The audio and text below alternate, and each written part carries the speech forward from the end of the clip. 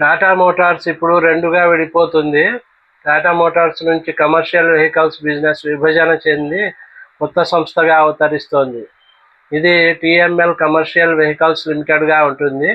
ఇక passenger vehicles business ప్రస్తుత టాటా మోటార్స్లోనే ఉంటుంది. ఇది ఇప్పుడు టాటా మోటార్స్ ప్యాసింజర్ వెహికల్స్ లిమిటెడ్గా మారుతుంది.